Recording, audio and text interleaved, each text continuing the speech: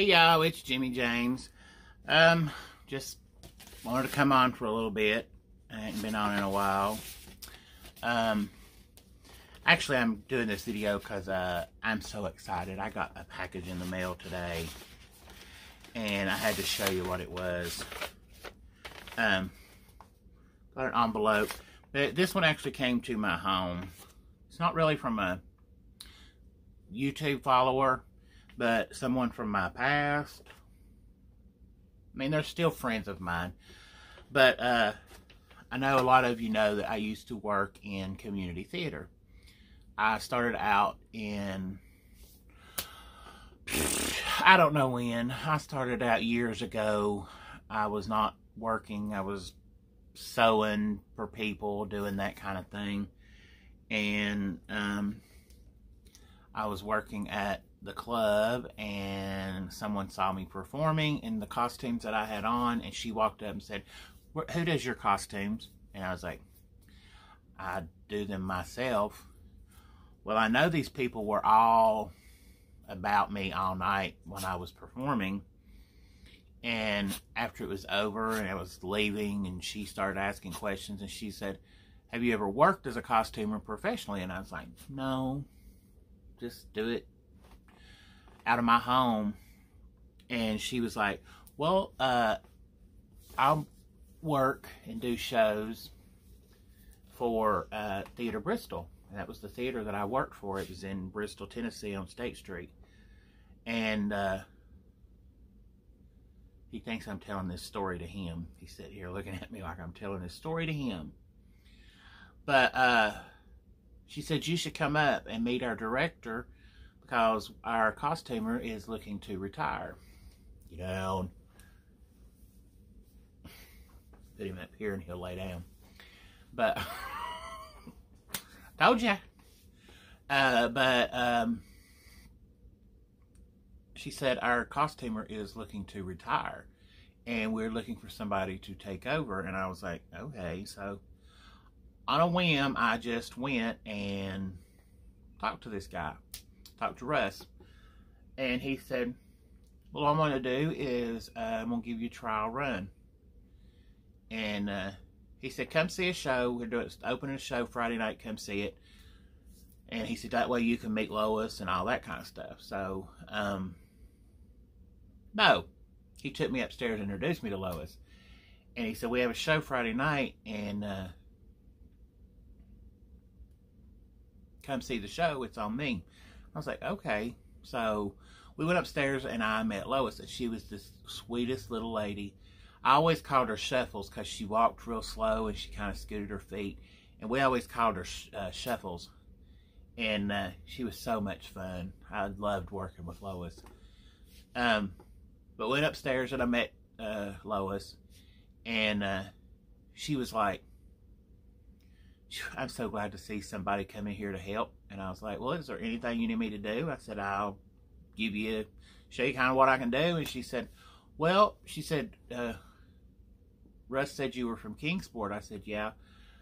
She said, "Well, what I really need," she said, "we're doing this show." And she said, "These are the suits that the guys are wearing." And she said, "We can't find ties to match them." She said, "How about going," she said, "I've been meaning to go to Kingsport to Burlington Coat Factory and buy ties, and I just can't get down there because we've got so much going on." She said, "Would you go to Burlington Coat Factory and buy some neckties?" And she said, "We'll reimburse you." And I was like, "Well, yeah." So I went to Burlington and bought neckties for the show, came back, and she's like, "Well, I want you to work on the next show with me." And the next show is a children's show, and it was called OPQRS. And everything in the show, everything, I mean, when I say everything in the show, the stage was orange, the costumes, excuse me, the costumes were orange, all the buildings in the set were orange, the flowers in the pots were orange, all the props were orange, everything in the show had to be orange. And I thought, this is the most boring, ugh, I'm so sick of orange. And So we did it, but there was a coat that had to be made that the main character wore. Otto the Magnificent, I think was his name. And it had to be, he had to have a shape of a bell, and he had to look like a bell and wear a Napoleon hat. And the catcher to this whole thing was his coat had to be velcroed all the way down the front and the back, so that in the end of the show the characters could pull the coat off and reveal that he had on rainbow underwear and a rainbow tie-dye t-shirt, because he was hiding color from everybody, because he told him he only liked orange and wanted everything orange. So I made the big coat. Well, after I made that big coat, she's like, "You're hired." She said, "I need you," because the next show coming up was The Wizard of Oz. Well, as you all know, I am a crazy... Shoot, excuse me. My allergies are killing me today. He's the crazy Wizard of Oz fan. So, we had the connection of The Wizard of Oz. Well, I started making the costumes, and she said, "Well, do you want to, what do you want to make?" And I was like, "I want to make the Tin Man, and I want to make the Lion." And she said, "Okay." She said, "I'll sew little munchkin dresses all day if you'll make the main characters." And I was like, "Okay." Well, my mother made the Dorothy dress, and then I made the Tin Man out of like a liquid lame fabric and real thin carpet padding. But I just made like a pair of pajamas and added all these pieces to it, and it was a wonderful costume. And then I went and bought wigs and made a lion, and I attached like 12 big curly wigs to the mane of the lion. So it looks very much like the original movie. Well, all of this, blah, blah, blah. Lois passed away a few years ago, and her daughter and Kelly and Fred both did shows at Theater Bristol, and all their kids did shows. And the first Wizard of Oz I did, I think one, maybe two of their children were Munchkins. I know one of them was a Munchkin, and the other one I think was in the show. One of their sons was in the show. Maybe two. No, I think just one. But the whole family was artsy, creative, theater people. And so I just loved this family to death. Loved Kelly and Fred and Lyric and Philip, and Josh did shows with us. But Lois she was the person that got me started into costuming. And her and Stephanie McAvoy. Stephanie was the one that told me to go get my job. But Kelly was going through her mother's stuff, and she found a picture in her mother's stuff. And so they got in touch with me and said, "We found something in Lois's stuff, and we think you would like to have it." Well, and I was like, "Okay." And he said, "It's a Wizard of Oz print." Well, I automatically thought that they were talking about something from the show that we did.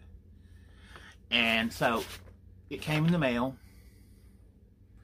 and when I opened it up this morning, I just got my mail. I don't go to the mailbox very often, but I went to the mailbox this morning, and it came in this cute little folder. But when I opened it up, this was the print that I got. I'm going to mess the dog up. But it is a black and white print. See, I'm getting a glare. But it's a print from the movie The Wizard of Oz. And it's really old, because you can tell because of the fading around the edges on the back and all the type on the back, and it's numbered and all of this stuff. And I know this may not mean much to nobody else, but it means a lot to me that they thought enough of me to give me this. Because I will cherish this forever.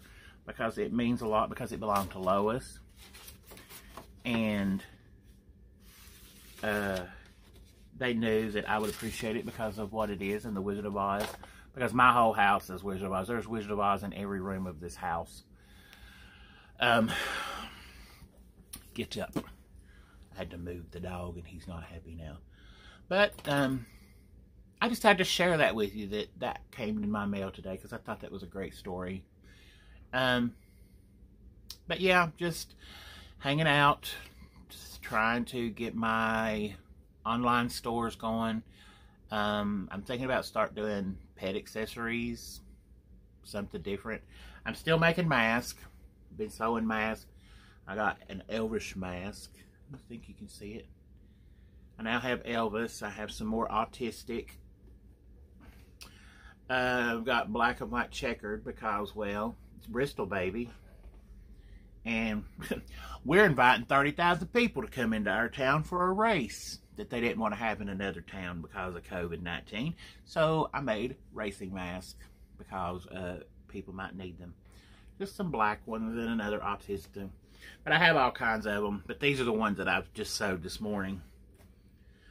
But just wanted to touch base and say, be the reason somebody smiles today because someone has made me smile. This picture has made me smile all morning. I keep looking at it and I think I just need to get a really special frame for it. And it just shows somebody out there does care about you, even if you feel like they don't. And I always know that I care. I mean, I get a bad rap a lot of the time because of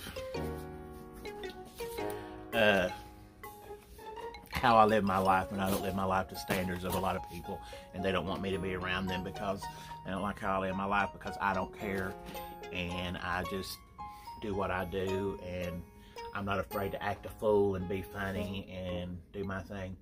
And if you have TikTok, if you got the TikTok, I'm on TikTok now, and it's JIMMIJAMEZ Journey, just like my YouTube. And I have more followers on TikTok than I do on YouTube, but I'm trying to fix that though. So tell your friends to follow me on YouTube. Go to TikTok, look for JIMMIJAMEZ Journey because I'm hilarious on there. I'm a good lip syncer. And do a lot of funny stuff. But I have a Etsy store. I have a Posh now. I'm selling things on Posh, selling vintage clothing and jewelry and stuff like that. Well, I'm just selling everything on Posh. I mean, I started out trying to do vintage, but now I'm doing everything. Hush. But got a lot going on trying to get through the hoopla. Happy July. We made it to July. We've made it halfway there. Now if we just get through the next 6 months without frogs and flies falling out of the sky, we'll be okay. But just know that JIMMIJAMEZ loves you. I care. If you need a friend, I'm here. You need somebody to talk to, send me a message. I don't care to chat anywhere. I'll chat with... I got Facebook Messenger. I'll give you my number. If I feel like we're close enough, I'll give you my number. We'll text. So if you just need somebody to talk to, I'm a good listener. Me and old Maxie Poo, we just sit here and I sew masks and bandanas for dogs right now. And so, but giving me sugars, I'm trying to talk. Oh, he's wanting to G-O. But, I'm gonna get off here for now and know that JIMMIJAMEZ loves you. Be the reason somebody smiles. Keep on trucking. And until next time, we are out. Mwah.